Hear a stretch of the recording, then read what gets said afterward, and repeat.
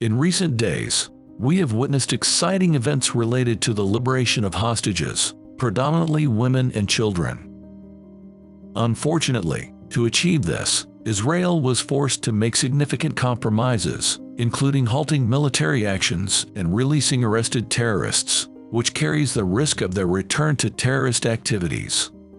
However, among these events, one stands out as particularly remarkable: the miraculous release of an Israeli female soldier, achieved through the efforts of the Israeli Defense Forces and without requiring the state to free any prisoners or suspend military operations.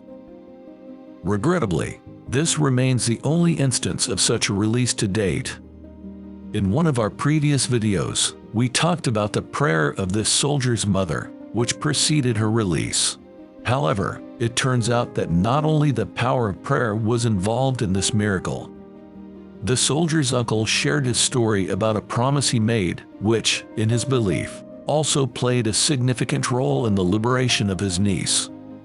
This story is a reminder of how faith, hope, and spiritual vows can influence reality and sometimes create real miracles.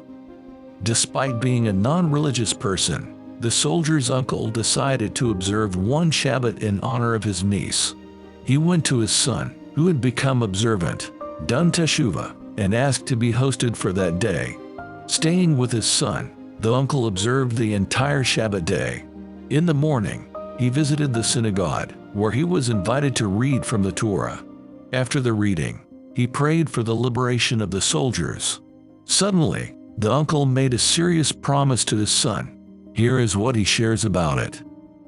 I told my son that I wanted God to prove to me that he accepts my prayer, and if he accepts my prayer and returns my niece safe and alive, then I will observe every Shabbat.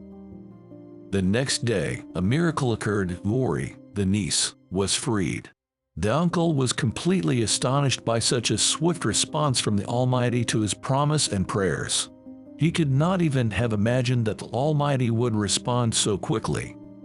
On Sunday evening, as I was returning home from work, my friend called me and said, "Morris, your niece, you told me she was a hostage. The army has freed her."